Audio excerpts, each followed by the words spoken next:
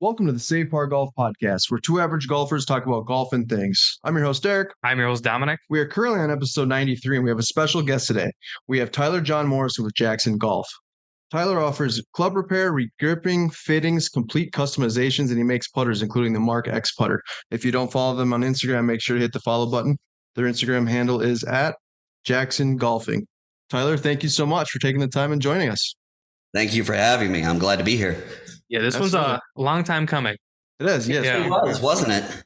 We've been talking to you for quite some time, and I think we've had to push it, or we just keep getting booked out so far. Yeah, and which is a good problem to have. Yeah, right. It speaks to the popularity of the podcast. Yeah, right? I like to think so. Absolutely. I think so as well. I like to think it's our personalities. We complement each other very well, right? We've been told that. Really? Yeah, I kind of have the game plan of what we like to go through, and then Dom. I'm very ADD fueled and dry. Yeah. So, Tyler, thanks again. If you want, I kind of did an introduction there, obviously, but if you kind of want to just tell us how Jaxon Golf got started, and just tell us how you got into the game of golf, and kind of give us the rundown. Wow, this is a story. You got a minute? We have a minute. We have plenty of time. You even have golf club tattoos. That is pretty badass, actually. Actually, yeah, that says "Till death do we par." And I like that. Very cool. I've honestly always wished that would garner me some form of I don't know, like a coupon every time I walk into a clubhouse. I'm like, hey man, this is hardcore, right? And they're just like, get out of here. Yeah, who is this guy? I think it's pretty awesome myself. No, really? Yeah, that's cool. Like yeah. Awesome. But the story. So short and long, you can imagine. Let's go back to about 2013. The catalyst event was probably my dad dying. He passed very, very quickly of pancreatic cancer. Not how it's to start. Sorry to hear that. Yeah. Thank you for saying so. I'll tell you just the connect the dots real quick was we kind of had two halves to our relationship.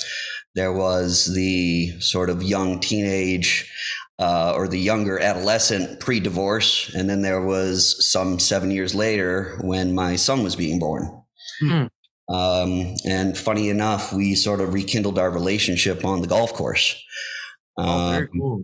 Yeah, it was a neat sort of connecting point when we were younger, and I'm not certain he even knew how much I loved it because we were sort of the once a year go to the family tournament kind of golfers through much of our young and then teen years with some flashes of excitement and sort of passion for it. But I so wish I had, well, hindsight's 2020. Let's fast forward and again, about 2013, and dad gets a diagnosis. He's 6 weeks from diagnosis until he dies. Not a lot of time to put a lot of perspective on everything. Sure. And with that hard piece of perspective, it made me really re-examine where I was in life. And I was working at Bose Corporation. I don't know if y'all are... I'm sure y'all familiar with Bose, noise canceling headphones. Yeah. I worked in I was working in the tech support department, and you can imagine ultra premium company, ultra high end clientele. They have high expectations, and so you're always dealing with the angriest customers that probably felt the most privilege, yeah, there's definitely a moment. I made my own joy there. You'll get a sense of what it's like talking to me. And as we used to say in the industry, I gave such good phone. Pardon me. So I bet you there's some listeners out there checking in tonight. I'm actually reconnecting with some of my old Boseites this weekend.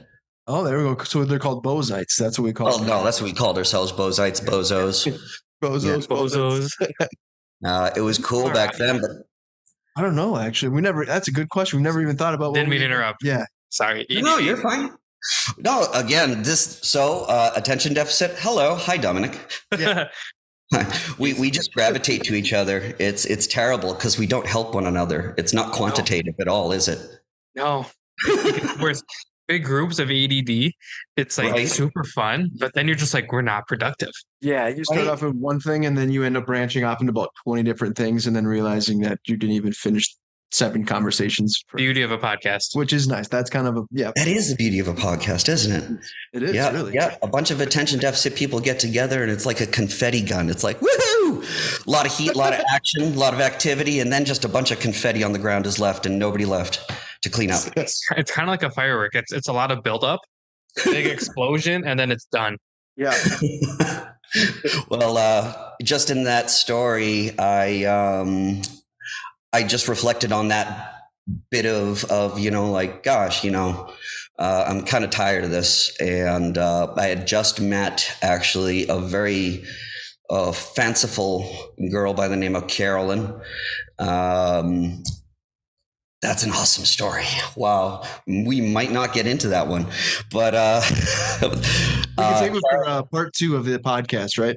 Right, that might be a part 2. We'll have to sequel that one. But Carolyn, right? So Carolyn was right by my side. She was my girlfriend at the time, and family had welcomed her right away. But it prompted our marriage to happen much, much more quickly. Was this decision that I needed to get out of Bose and just do this thing. And the thing I was doing was just, I knew I loved golf. And the first place we were able to land was Pembroke Country Club in Pembroke, Mass. It's a devilish course. Phil Skip Wogan design, actually, or I'm sorry, Phil Wogan, the son, is the architect, but some quirkiness about that course anyway. But I got just working like a lot of people do, cart barn, ranger duties in the shop for a little bit, whatever. So I learned just sort of the foundational stuff. And the goal was simply just to start from the ground up and see where I got. Fast forward 6 months and I was already pretty tired of the humdrum. And I had gotten really curious on YouTube about club repair. Okay. Regripping. That same silly, weird man bug that drives you to want to learn how to change your own oil on your car. Because that's a whole anyway. Every time. Yeah. I do all my own oil changes. Really? I think it's fun. Yeah. So, okay. Well, that's podcast number 3. I've done it before, but I'd prefer not to. But to me, it's like you end it and you're just like, like I did that. There was one time my hair got stuck in the creeper though. Oh my God. Yeah. So now every time I get under my car, I have to like put it up and then put like a winter hat on. So it's like 95 and humid. I've got my hair up and a winter hat on. What is this guy doing with a winter cap on at 90? Well, you know what? You could just put it up in the man bun. You could rock. Yeah, the hat's easier. It is. Yeah. Either way, you might get asked, are you going to serve me coffee or something with the man bun thing? Yeah, exactly. Yeah. I'm pretty useless with coffee. Derek can attest to that. Well, anyway. But it makes sense, though. I see what you're saying, though. Like, you kind of got obsessed with it and you wanted to kind of dive into it. And next thing Sure. Like the bug bit me, and then I ended up under Steve Shao, the manager of the Watertown Golfsmith. They had just previously been Golf Town, the Canadian entity, and then they were bought, or they bought Golfsmith, but then decided to make all of their U.S. locations Golfsmiths instead of Golf Town. In the short and long of it is they needed someone just to do the repair shop. Mm-hmm. And my eldest brother, Shane, gave me the connection. He's like, you got to talk to Shao, and connected me. And that was my first repair gig. And that was when I knew what I wanted to do. So it was just a slamming busy shop. My first day there, it was just coated in all the graphite and steel dust.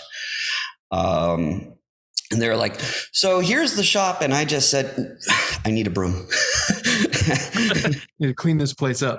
Yeah. So I just knew I was doing what I was meant to do. You got to understand that I was sort of the black sheep of the three boys, my two older brothers, they're Shane and Jesse.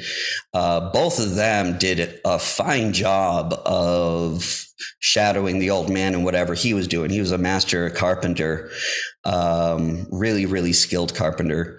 He's the guy that would, instead of, the 16th of an inch standard, would measure everything to the 32nd. That was only good enough for him. So my other brothers, they fell into that industry and did that work alongside him, even when he was doing a granite countertop business later in his life. And my job was to go and attempt to help and grind off the corner of a counter until it was a nub. And my dad would look over my shoulder and say, we can fix that. So, so here's this opportunity to sort of show my old man that I had a builder's soul in me after all. It was just not the right medium for me until this point in my life. It's like almost like a full circle a little bit. Like you said, you kind of maybe it's a different industry, but you still had that carpenter mentality in yourself, Right. That's exactly what it was. Yeah. So that's really what landed me in it. And I was in that store for probably a year and a half, almost 2 years. I'll just allude to really poor life circumstances kind of interrupted things for a bit. And I found myself working as a meter reader for a solar company.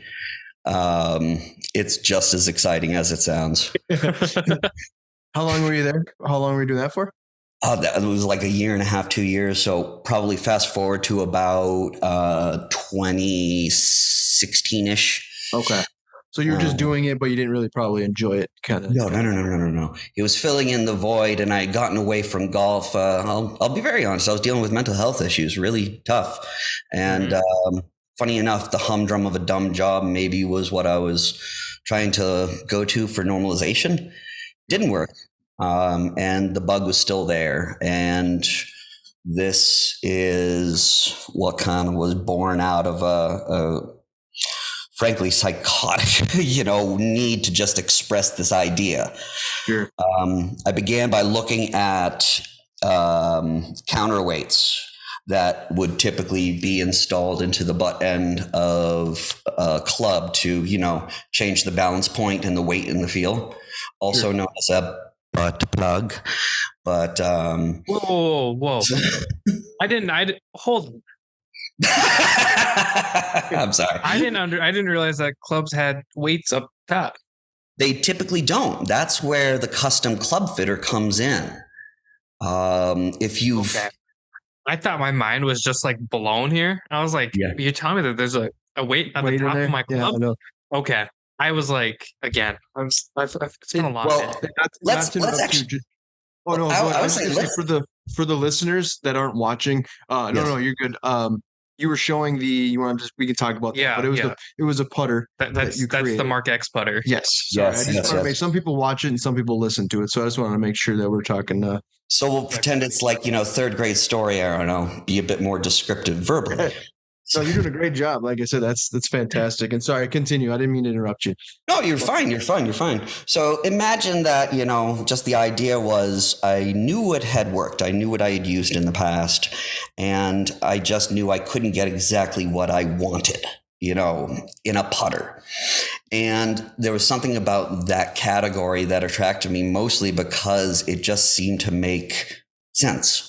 I don't know how to better describe it except this concept of this what looks from one angle to just kind of look like a pong, was born of this idea out of what were the best feeling putters I've ever used in my life. I harken back to this design that came from a component company called Horico.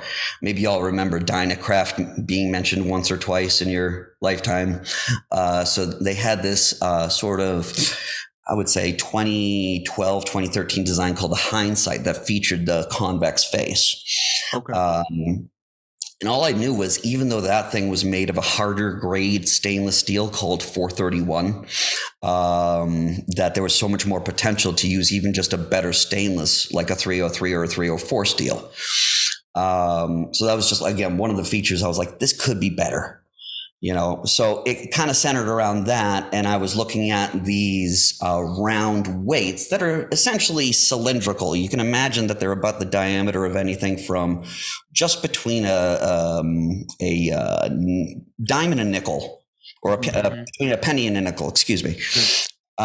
So I just was at my dining room table and then had this drawing of what looked like a pong in front of me. And then I took these little counterweights, the butt plug weights, and we're laying them on their side. Yeah, it's so fun to just let the innuendo fly in golf. It's just chalk. I love that you Google that butt plug.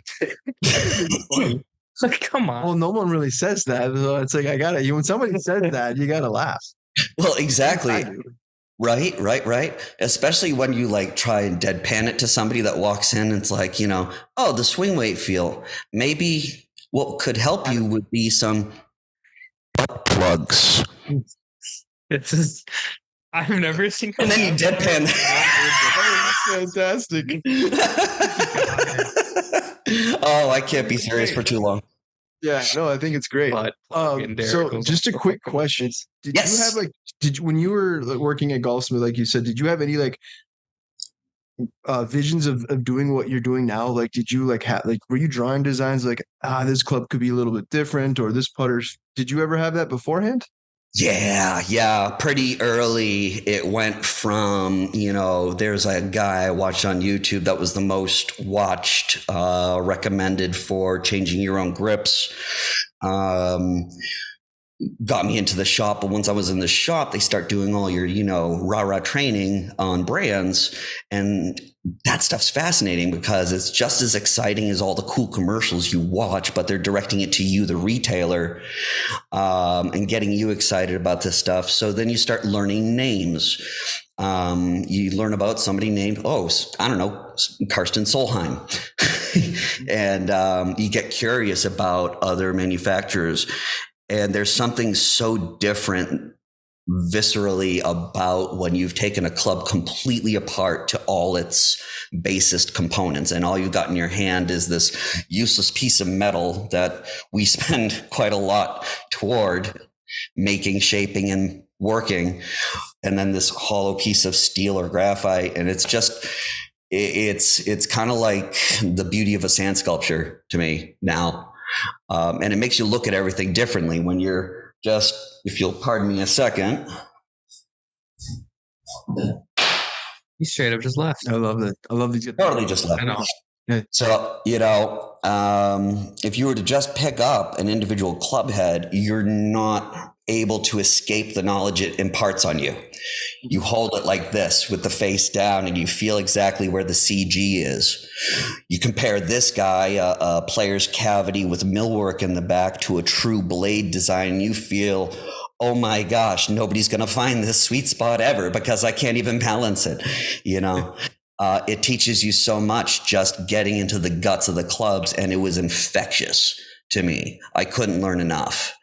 I was very fortunate to be surrounded by some very fine folks. I'll call out Jonathan Hensey was one of my coworkers. He's one of those guys that always irks the juju out of you because he's just so rife with good information, and whatever you've done, he'll always one up the ante, like, oh, pretty good, but can you do it this way?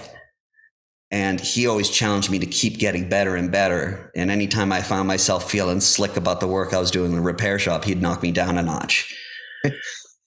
But that kind of just kept on making you stronger and getting better and better, like you said. Yeah, you do 100%.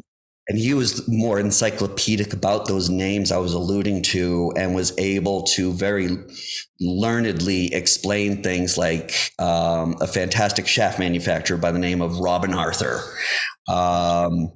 And if you didn't know that guy, I'll show you a piece of his work right here. He was doing, if you can see. Oh, I want one. Those are sweet. Right. So this is from like 2013. This is the Arthur Extreme Engineering, which is Axe, of course. right? Yeah. Anyway, he had this sort of, not a concept, but just sort of a going thought of his was, look, why are these, we'll go with like a graphite design, Tour AD or a Ventus shaft, all of them over $350 to $400 retail each.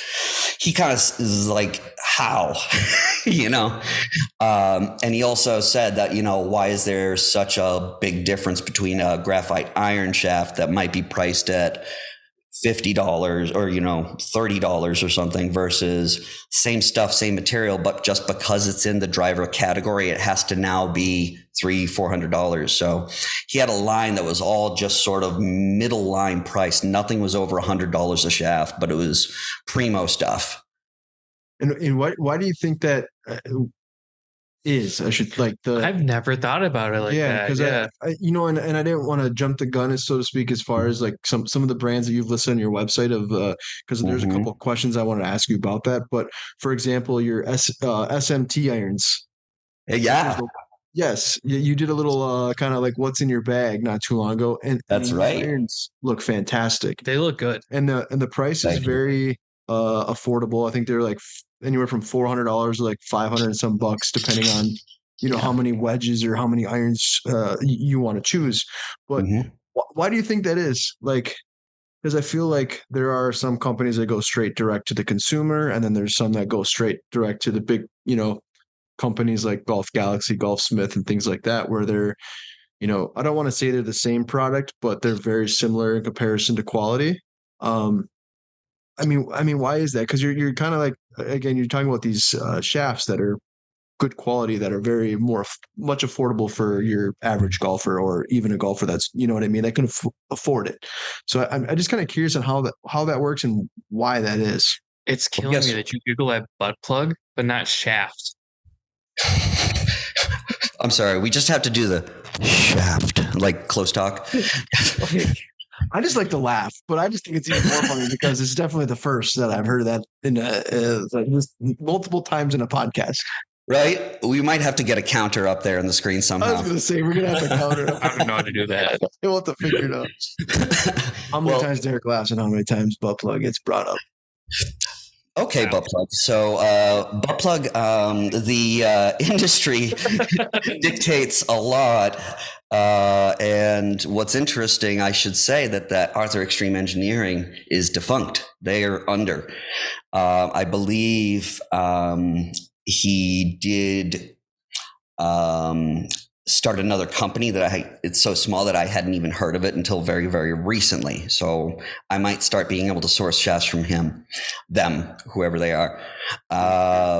Regardless, the answer to the question is always going to be the market, and the demand drives the price of clubs more than anything. Oh boy, am I going to shatter a lot of misconceptions for y'all tonight. If y'all want to learn things about like the actual cost, behind the clubs, probably the best piece I heard about that was the folks at, I believe it was My Golf Spy, did the how much does your driver parts all cost, etc. Mm-hmm. But you got to imagine though, the cost breakdown of a club, let's say a $500 driver, a $600 driver, it probably costs them maybe a little less than it costs me to make that same kind of quality product. But I don't have an ad campaign. I don't got a legal team. You got to imagine that the number one driver is all the promotional product, making certain that their tour pros are well equipped. These companies are big, big budget, and the margin that you're paying is almost exclusively for the consumer wish to be dazzled with laser lights on the television screen. Yep. Which makes sense. I mean, I guess that definitely makes sense. My issue is like, we see all these players, they're playing the same clubs you have. Well, maybe not you, because you're the odd one out with the weird irons. I shouldn't say they're weird, but there's not. What are they? I get the Haywood irons. Nice. Which ones do you go with? I have the Haywood signatures. I actually really like them. Nice. They're and the like same type of blade-like, thing. but hollow body. I believe so. It's like a blade, but a cavity. Yeah, it's like the muscle back blade. Yeah, basically is what it Anyways, is. where I was going, I Yeah. didn't mean to call out Josh at all. I love my Haywood stuff. Yeah. But like for me, I have the Callaway. Fuck. Paradigm. No, before the Paradigm. Rogue. Rogue. It's the Rogue. Yep. Yeah, I have the Rogue. So Rogue. if you watch the pros, I love the Rogue. It's actually been the best driver I've been hitting, like the most consistent. You'll see the players playing the same clubs and everything, but then theirs are all coded weirdly and stuff like that. So I hate the ad campaigns for that reason. It's like, yeah, they're playing the club I have, but theirs are so drastically different. Yeah. Than what It's the same you or I. basically. Yeah. That's about it, because you're not playing the same exact club. Let's have fun. What would you guess, Dominic, is the primary cost driver? What would you say? Let me rephrase that. What would you say is the big difference between the pros club and your club off the rack? I would imagine mine off the rack probably doesn't have the crazy shafts that they probably have. Ding, ding, ding, ding, ding. Yeah. Right there. Yeah. I'd imagine it's all shafts. Yep. Yeah. And then I'd imagine some of them have like different faces, different weights, stuff like that. Versus Not much. Not much. Just say if anything, they might change it up to different weights. So that's more so what I was thinking. They might have like switch it around a little, but I mean, I can tell you right off the top of my head, the Rory build. Rory's build, whatever the TaylorMade head is, happens to be, he's varied between 44 and a quarter and 44 and a half inch length total build. He uses a Ventus. I'm not sure if he switched to the Ventus TR, which is the torque rated control, new version of it, but he uses a Ventus black, extra stiff, 75 gram, tipped 1 inch. And standard loft setting, I believe. So yeah, everybody's going to have that, but that's no different than most people can get at a really, general big box store fitting. Mm-hmm. Some of those adjustments like hosel sleeve, the weights, and yeah, they can do something very special like a hot melt, which would place a bit of the stuff called, hot melt. In through one of the ports into the head, and you can, make minute changes to the feel, the sound of the club, and the CG location to favor draw or fade bias. So yeah, they do have access to that stuff, but at the end of the day, you could follow. Was that? That'd be nice. I would never hit a slice again. You would never hit a slice? I would slice it. I would find a way. This might be a dumb question, but do you think, like, obviously the person that's doing the fittings and the customizations probably know like the specs and the rules of what you can and can't do. But do you think that they get, like, for example, like you get drug tested if you're playing golf, maybe, or like, do they get driver tested? Well, you get like your golf clubs. I'm assuming they have to go through some sort of protocol to make sure that they're like USG. You hear all the that conformity and whatnot? Yes. What was that? The conformity via USG? Yeah, the conformity, exactly. Is that a common practice that they check? Frankly, what it comes down to almost invariably is either somebody tipping off an official that something doesn't look kosher in somebody's bag, or something completely visible. Let's allude to the Hideki Matsuyama disqualification that happened because he had essentially what looked like white marker lines in one of the club faces that he had been working with. It was an alignment feature. It helped him sort of square up the face, but it was occupying so much groove space that it was actually sort of like standing out. So it was like out of the groove, like filling outward. And at that point, you see how that's an issue.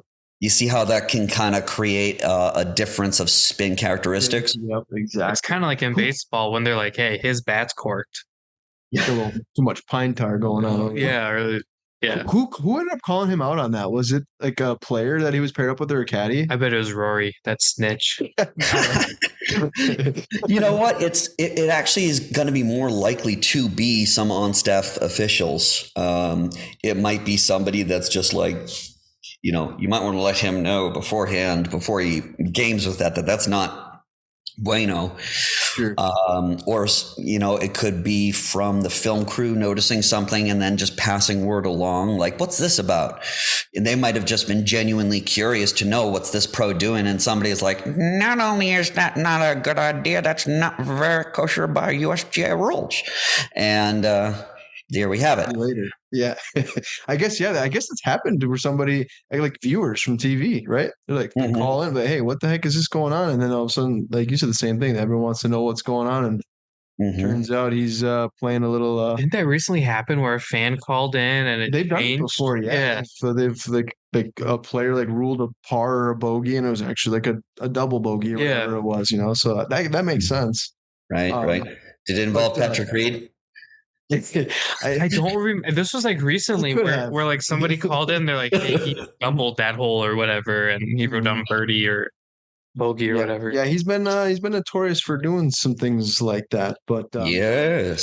So it sounds like you have like a big knack for like knowing the products, the maybe what somebody should use or shouldn't use. And most of it was it just from watching a lot of YouTube videos, and then obviously, of course, some coworkers that you were working with in the past. Is that kind of where most of your knowledge came from? My knowledge has come from a fairly sad place, which is isolation in front of a computer and just hungry for knowledge. What it takes to get to where I'm at now is, you've heard my genesis, and every waking minute from that time till now has been spent in pursuit of that knowledge. What is truth in golf? You got to imagine that I've had to take on new responsibilities and duties here in the shop. For instance, I can just turn around and show you the monitor screen behind me. Yep. And the hitting bay is already ready. So yeah. You put a hole in that wall. Oh, you saw that already? No, and he said he was going to put. I'm gonna put. I put one in there. So you got to imagine that I've had to take on new duties, which it includes instructing new golfers, or even golfers of, very, high level of skill. I've worked with local PGA pros. But I would say the majority of people that come in here, I'm working with them, from square one. So fantastic, because it's kind of like you're kind of helping them literally kind of from start to, not, I don't want to say start to finish, but you're literally they're with them, from beginning of the process to them actually going out and playing. Yeah, well, exactly.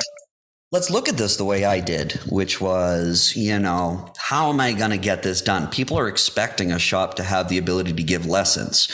Mm-hmm. I'm barely making rent here in the, cute little neighborhood of Somerville, just outside of Boston.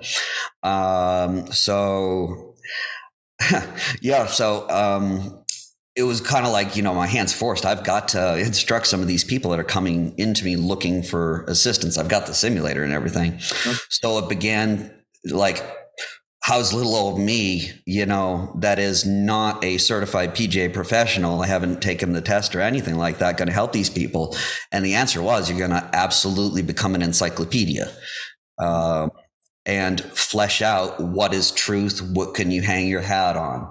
And since working with people, there's been a bunch of what sticks, what doesn't, some Jeet Kune Do theory from Bruce Lee there, eliminate the useless. And, what we've gotten down to is I've been able to distill that lesson 1 into a 1-hour lesson. I'm sweating like crazy by the end of that lesson, because I'm bopping around, hands all over them, putting them in positions, things like that. Not.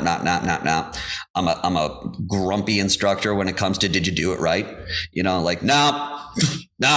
Yeah. Stick, nope. No. It's just everything is earned. You know what I mean? Sure. And it's been super successful so far, watching people absolutely just blossom. Telling me that their handicaps are dropping. that this thing sticks. So this is a cool new phase of my actual life that I fell into without even intending to, is that I love instructing. That's very cool. That makes sense, though. That's like, if you have a shop, somebody comes in for some custom clubs, you probably would want to have some sort of knowledge or be able to let someone take some swings. And I love the fact that you have that mentality and attitude to be able to dig in and want to, because some people just kind of want to cut corners and do things certain ways. And sometimes I think that is more often than not, so I love that you're doing that. Now I think you were going to probably add something. I don't know if I was going to cut, to go ahead. You always cut me. I do. I do. Sorry, I wanted Dominic. to go back and talk about the Mark X putter. Oh yeah. Yeah. Mainly because, all of us have one. I would hope you do. And it's been one of my favorite putters because of how customizable it is. So I actually stole the weights from Derek. I know you sent us a bag of them and I stole them. So I have them all. I did put some weights in mine. So mine is a little bit heavier this. So so is mine. Mm-hmm. I've really enjoyed the customizable side of it. It kind of caters to the player. You can make it heavier. You can make it lighter. I also just love the way the face feels. And I think that's kind of what sets that putter apart from other putters for me. And I know I had reached out to you a while back about why the face is shaped that way and everything, and you broke it all down for me. And now I just feel like a big nerd about putters, and now I've kind of gotten that itch. It's kind of what we're doing right now. We're nerding out on golf clubs, which is awesome. I'm learning things. Yeah, I just wanted to know more about like the breakdown of it. See if anybody else is interested in getting one, because one, they're affordable. Very affordable. They're what, $149, I believe, right? Something like that. My going price, they start at $129 right now. Okay. And I love the grip. Surprisingly, I love the center tilted shaft. I love that as well. But I just want to learn more about it for like the people listening. Maybe they're looking for a new putter, a new gamer. I know we kind of briefly touched on it, but I'd just like to learn more about it if there's any more to learn about it. So much more, I'm sure I can tell you. So imagine that. Let's go back to I was on pencil and paper. Fast forward 10 designs later. That's how we came to that name, that nomenclature was the Mark X. I just thought it sounded cool. There's another X I can put on my product, just like Jaxon. And while we're on the subject of the X in that, Jaxon, Jaxon, that's my dog's name. If I was going to ask why it was Jaxon. Yeah. It was born of, I was in the middle of we'll get to that. We'll tie it all together. So I'm on that 10th design and I start making contact with Jeff Summit of Rico Golf. They're a component company I've dealt with, again, the parents of Dynacraft, eventually Powerbuilt, Acer, a number of brands that I carry. And it's a really very fun story where I was just like, I had the idea. How do I execute this? He literally has a link on his page. It's like, got an idea? Click it. And I did. And it was the custom logo program where they offer you either, putting your company's logo on a cavity badge for one of their stock irons. And then, it's like, oh, this is like your own branded iron even. That's a much less expensive, prospect, more for people that are just trying to promote maybe a club or something. But then there's the deeper dive one, which is the original. And I was just like, hi, I drew on graph paper. Look at my thing. And, and it was as literally as just, I'm a wicked nerd of golf and I would like to take part in this program, please, and help me design my putter. So let's speak a little bit about those features that were sort of coming through in the design. As you saw earlier, those of us, yes, that can see what's going on right now currently.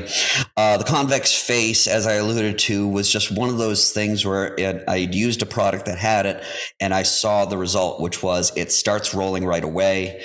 and the feel is impeccably soft. But then I said opportunity. So this, as it says on the bottom with the little engraving, is that it's made of a very soft feeling 304 steel. That's the same grade of stainless steel used in putters like Scotty Cameron's mostly. That's why you don't see things on even the finest putters that say forged, because practically nobody forges those putter shapes. They're just too strange. They need to be cast. Sure. No big deal. 304 is great. It's the same thing that the RF33, the Rev 33 RF irons. They were originally the limited production Ricky Fowler Brown. I never knew the name of them. Yeah, I love those, but yeah. They were called the Rev 33s because 33 revisions. So it makes my Mark X look a little tiny. It's like 3 times as small. But I'm used to being small. I'm 5'6". And in fact, I'm actually part of an arranged marriage. My wife is 6 feet tall. It's a marriage of convenience because I couldn't reach things. I have a bunch of step stools in my back rooms at work. I joke, I jest, any which way. But she really is almost 6 feet tall. She's 5'11", and I used to be 5'7", but when I married her, it's like, you're 6 feet, I'm 5'6". Let's just call it. Yep. Anyway, who cares, right? So yeah, I want to say my favorite thing about the face, to me, kind of feels like a bat. Like when you hit like a baseball and you hit the sweet spot, you almost don't feel it. Right. That's kind of how it felt on the face. If I hit the sweet spot of the putter, it just like, I don't feel anything in my hands. It just goes. I've also had a lot of luck where we've played some courses that maybe the fringe isn't super nice. I've been able to use it as almost like a chipper. Yeah. Right. Where you get the face is sort of underneath. Yeah, almost. And then you just get a little bounce, and then it just rolls out. I've had a lot of luck using the putter for that as well. Well, go ahead. I'm sorry. Oh, I said I love the feel of it as well. It's definitely if you're trying, it's so hard to explain. Like, it's soft, but it's responsive. Well, let's talk about that for a moment. The soft and responsive has to do with the fact that it's a solid 304 steel body. That was part of my design concept was, why are we wasting so much money on multi-material faces and things like that? An Odyssey White Hot would be a comparative, feel as far as softness is concerned. But if I've ever gone from my Mark X to some other brand of putter that is a standard face, consistently I always leave putts short. There's something with this convex face, the energy transfer that happens, and it has to do with the fact that the convex face is only contacting the equator of the ball. That's that I needed it feeling, There's no opportunity for a glancing blow, whether descending or ascending, with the round convex face. Yeah, you can do that fringe thing if the ball stands up, where you can kind of descend into it and get the face under the equator. But with just a little bit of practice, I think it doesn't take long before you get the feel with the putter on the green, at least. I agree. I said I have several putters, and I feel like that one feels much different than any other putter that I own. I've hit some crazy shots with that putter. Yeah. There's one. I'm going on a little story time. We were playing at Bull Rush. It was before our first tournament. I had this really weird shot onto the green, and it kind of rolled up on this hill. And I'm like, I'm just gonna putt it. Like, I don't feel confident chipping it because it's downhill. So I'm like, I'm just gonna putt it. And it was one of those. How far do you think it was? Like 40, 45 feet? It was a ways out there. Yeah, it was a long putt. And I'm in like this thick rough, and I pull out my putter, and they're just probably thinking nothing of it. I hit it, and I got just enough under it to kind of pop it up a little bit, and it just kind of rolled. And I was kind of watching, and I'm just kind of walking towards the hole at this point, and then it just drops. And everyone's like, "What did you do?" Oh, yeah. I'm like, "What?" Believe it. Yeah, TJ. Yeah, I was like, I don't know. Like, I putted and it went in, and I'm just gonna go get the ball. And that's amazing. The feeling from that club is just so hard to explain. Yeah. And it was a feeling I sort of gathered, from using a product similar some years ago, that hindsight putter. And it was just like, I need that in a putter. That's again, sort of spurring the why. You know, a lot of the answer to the why, I don't know. It was just something driving me to do so. But continuing on that vein, I was like, well, if it's 304 steel, that's also gonna, even though more expensive, that's also gonna help us in the adjustability sense. So you alluded to that earlier. The putter features a center shaft design. If you've never seen that, that means that the shaft goes directly behind the very horizontal center of the face. Yep. That would be descriptive of a putter used by, for instance, Sungjae Im. If you've seen him rolling that, or Zach Johnson has always famously wielded a center shafted putter. His used to be a Seymour, I believe. Okay. Seemore, the Seymour putter. Yeah. So any which way, I love that when you look at the history of a center shafted putter and realize that Europe didn't adopt it as legal until like the 60s. That they considered it, or it may have even been later than that. They were very late in adopting that, center shafted was acceptable because they considered it an unfair advantage. So you got to hear a piece of information like that and get a little curious, Yeah, exactly. But it also does come from a bit of early genesis of the idea was I wanted something that was so adjustable that you could actually pull the shaft completely out, flip it, and then reinsert it, and then it was a lefty putter. So universal putter. Yeah, so before the Mark X, there was something called the Model 1, which is kicking around here somewhere. Okay. Is that the one that's double-sided? It was not double-sided, but there was, in the original Model 1 design, 4 weight ports that were smaller, arranged horizontally, 2 on either side of the shaft. And what I learned through that design was that even your best wishes sometimes fail. And, it made me very critical of the product and realizing that this isn't going to work. Back to the drawing board. And that's where I took the design and moved it from something that literally looked like a Pong with 4 ports and just a shaft sticking right into it, 4 weight ports in the back, if you're not having the visual. And it's sort of elongated, gotten taller, created this flange is what we refer to this piece as, the floor. And then it was during that time that I enlisted the help of my uncle, who is also another construction architectural kind of guy. And he had a guy working for him that does CAD. So we were able to capture the idea and translate it over to CAD, resubmit it. And then, Jeff Summit at that point's gone from, graph paper and pencil to this, and be like, we can do this. That was that moment. Let's tie this all together where it was like, how about logoing for your putter? And I went, and, there's this moment where I'm saying to myself, Morrison Custom Golf. Yeah, that'll be forgotten instantly, and it's nothing against my surname. I am very proudly a Morrison Duneshton.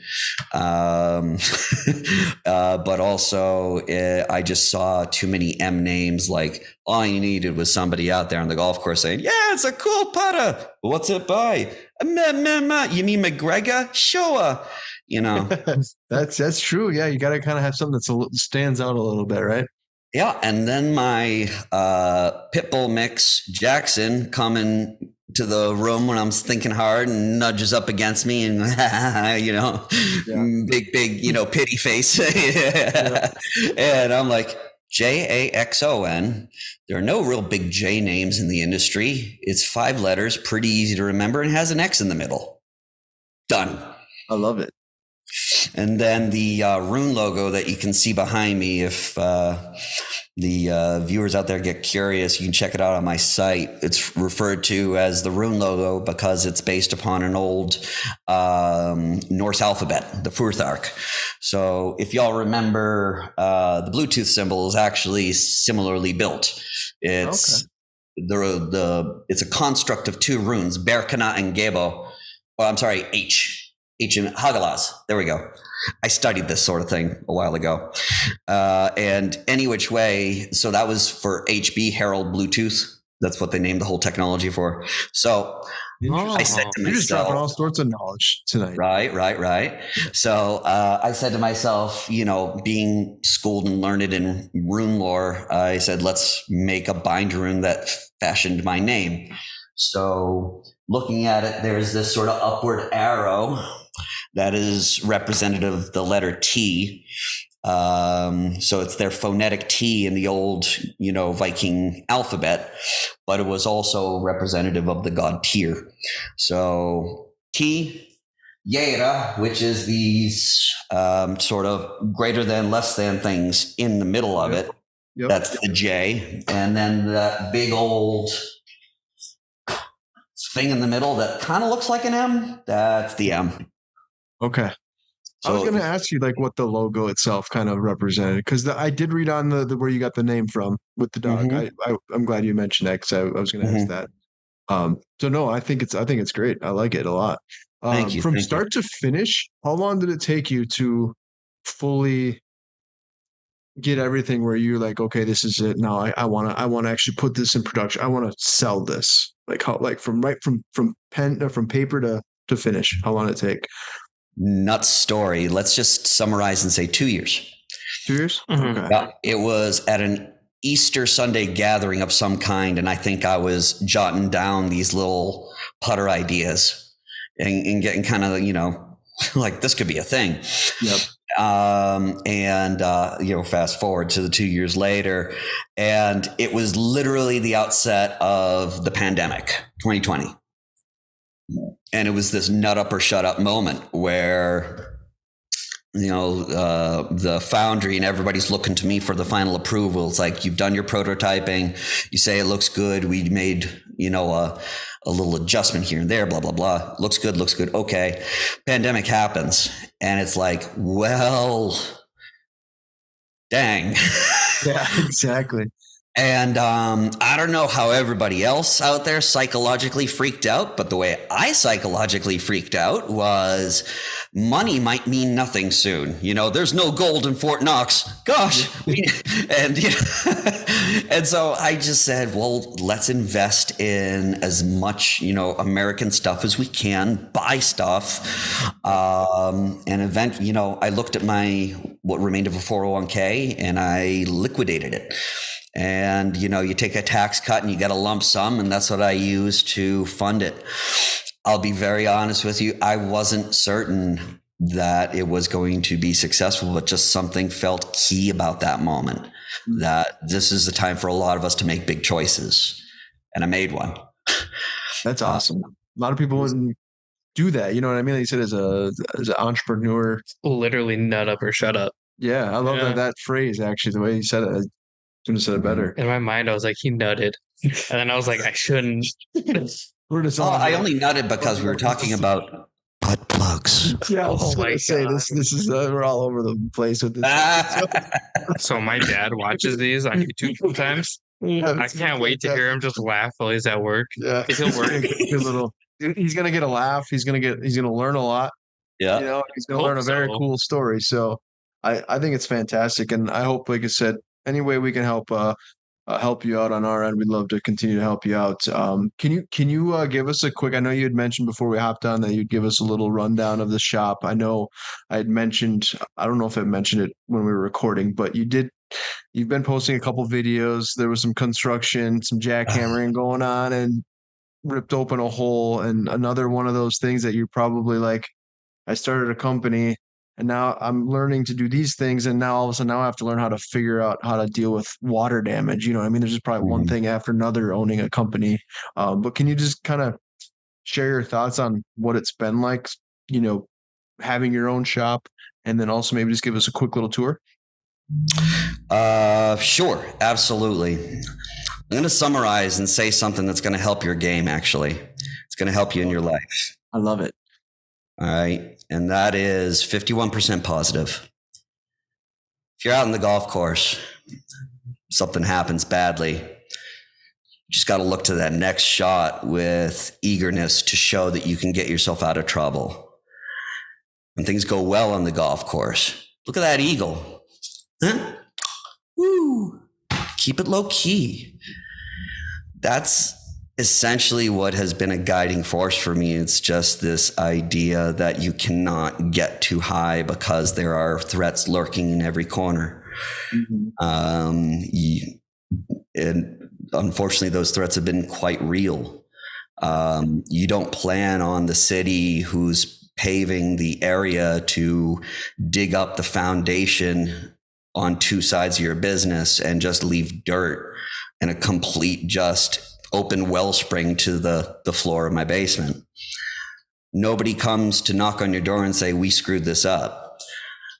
It's a really sad state that we're in, that, you know, people can just defer to, I got something to destroy, I got to get to Miller time, and he can call some insurance company or bring a complaint with Somerville.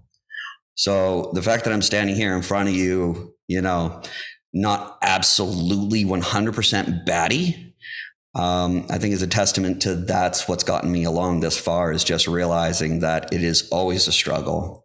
And then you can only do so much, and that the right customers can be some of the most wonderful, understanding, and supportive people in the world. So a quick shout out to all of my customers. Thank you.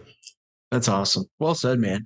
I said it's kind of I don't know if vulnerable is the word to use, but you are kind of, it's one thing to work for a company and be an employee, but then it's another when you're actually you're kind of the one man show. You're dealing with everything. You're the guy. Yes. So it's one thing. He's like, clock out. I'm done for the day. I can just go home and not have to worry about it. But when you're now, so yeah, you're kind of almost in a vulnerable spot a little bit of, you're doing a lot. So like I said, I commend you for that. And I said, I hope nothing but the best. But I know we've seen videos of your shop on Instagram.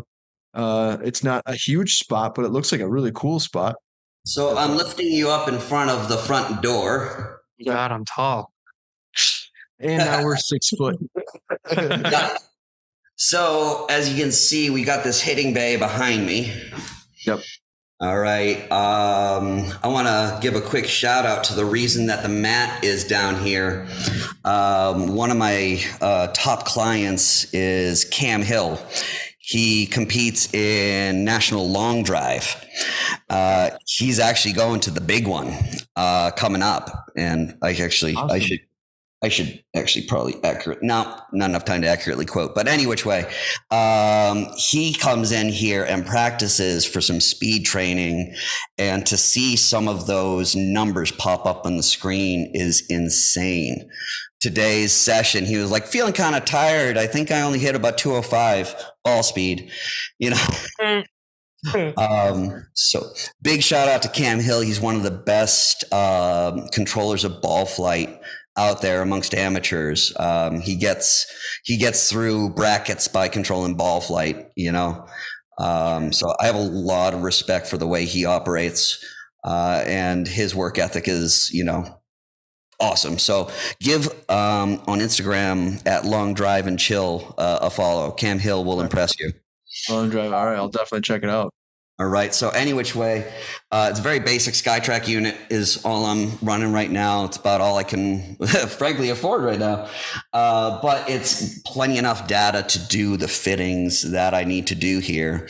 And the beautiful thing about the way I operate is that if you've gone to like a Golfsmith or something like that in the past, or a Dixon you gotten for a fitting, they are sworn and beholden to the big companies to sell you the 5-iron or 4-iron through pitching wedge, the whole shebang, right?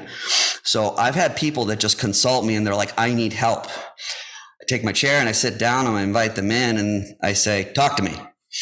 And what's beautiful is that what can begin as a fitting session will just evolve into a lesson. And it's a gorgeous thing to not have any restrictions, that I can feel free to say, dude, you're just not swinging hard. Like literally, he brought me his fitting sheet from one of the big, fitters, Club Champion, I think. And they quoted him $3,800 for a Paradigm iron set after they got through fitting him with $100+ iron shafts. And they were able to take him from something like 121 yards to 132 yards with a 6 iron. And I was like, you're a young fella. Why do you swing so slowly? And we got him up, gained 22 yards with one less club. So I had him hitting a 7 iron that I fitted him for here. It was in that, 145 in the air, 150, and then whatever happened. So any which way, let's get a bit more of a view. I like the background there with the ferrules. Yes, indeed. That's something I owe, in addition to the mural that you've been seeing behind me, to a local artist here in Somerville. I just saw her painting a mural outside, and her name is Maciel Groulon. Okay. And I just said, I got to have you. I need local artist. And and we struck a deal. So we're walking over here, and this is where I keep grips. I just used an old, bookcase. But we make it look neat. It gives us a way to display some of these heads. Everything looks really nice in there. Absolutely. Thanks. Do you do a lot of do you get a lot of, because I'm not familiar with that area, do you get a lot of walk-ins, or is it mainly like appointment only, or do you do a little bit of both? I do both without any ability to affect whether that happens or not. Yeah. I try to do appointment only because I can, only handle one person at a time. You got to imagine what most people are coming to me for is my time. So, so again, I've got the greatest customers, and I just kind of be forward with them as much as possible. And it's just me. This is my cell phone. Yeah. I put the cell phone on the outside of my business. Fun calls. Sure. I imagine. So here's a fun look, guys, if we got some time here. Behind me, this is sort of like the inner top shop. And I'm going to set up things here. This is where I might ponder, or see the wedges too. Mm-hmm. Oh yeah, look at these right here. Oh yeah. Like we got prismatic finish. We got a bronze finish that comes in a black PVD as well. That's from a company called Inazone. They're made of 304 steel. They got a milled face, and they're like $30 a head. Wow. Yeah, even those funky finishes.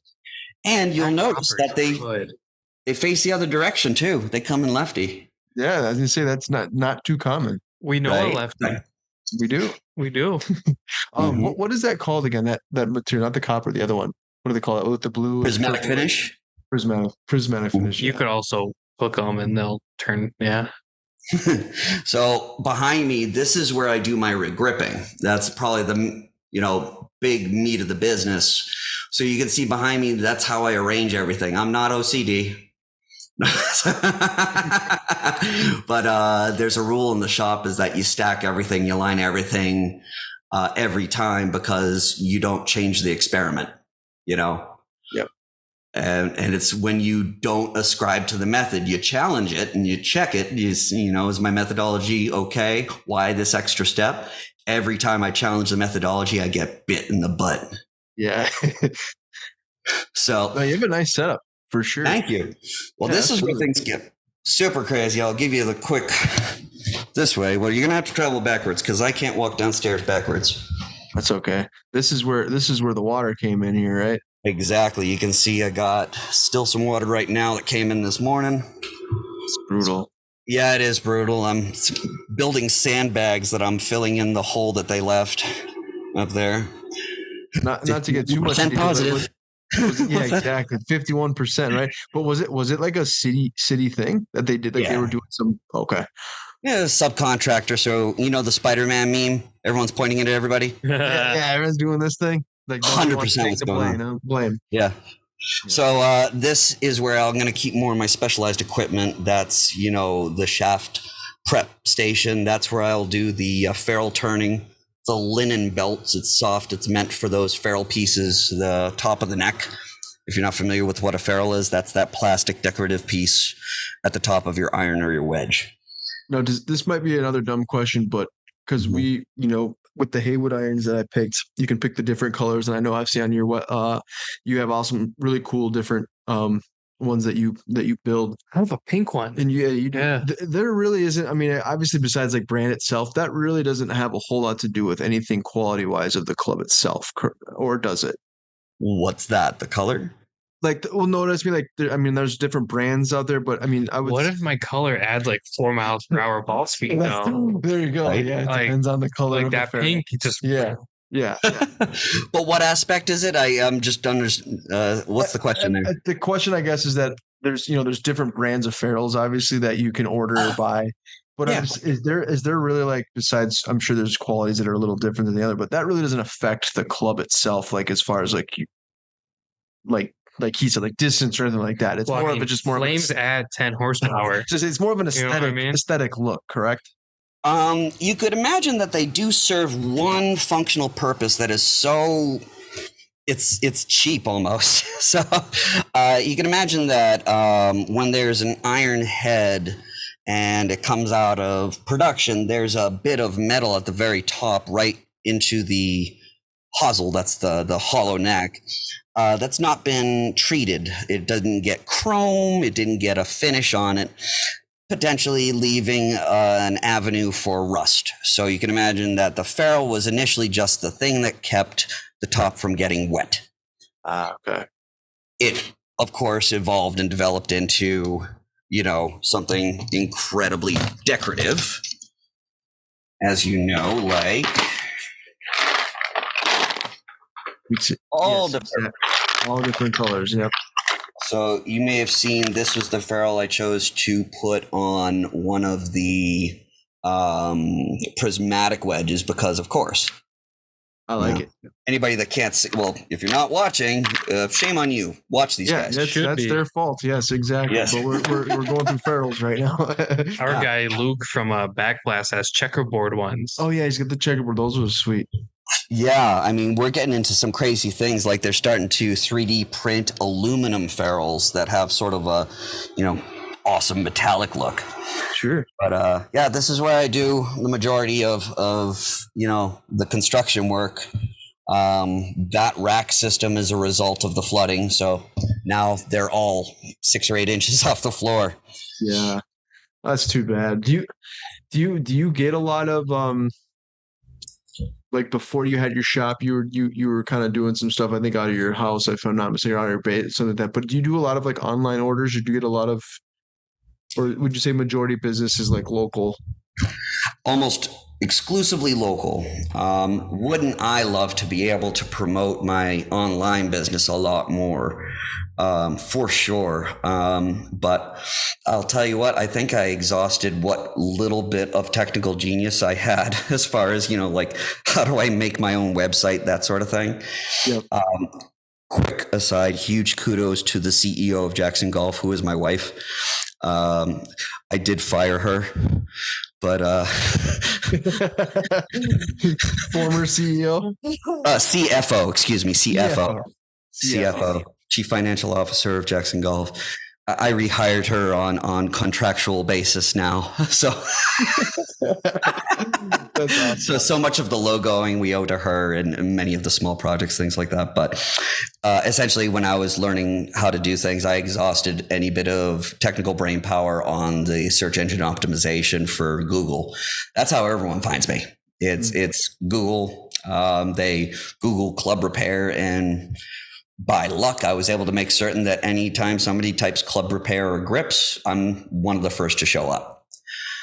What bolstered that was just firsthand accounts and the reviews.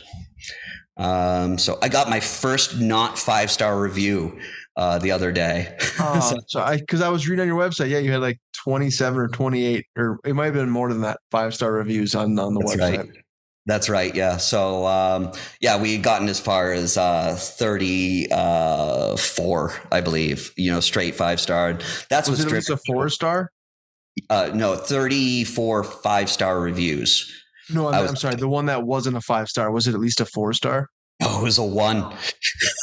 It was a glorious 1. And essentially, hey, maybe this guy's listening out there. Just don't talk down to people in their own shop. Yeah, been there. Yep. Beautiful thing about owning your business is you can look at somebody and say, this is a project I don't want. Have a nice day. Yeah, exactly. And it's And unfortunate they go the distance for to just take that time and give you a shit review. But it's always the people, like people will leave bad reviews, but they'll never take the time to leave a good review. And that's always frustrating. Exactly. Oh, you know what? I've been proven wrong. That's exactly what's driven me this far so far. You know what I mean? It's those good reviews. Sure. I think that's got to be probably one of the more self-fulfilling things. Like you said, like just like the gentleman or the kid that you're talking about with, he went to a high-end store, a big shop, and you're able to help him.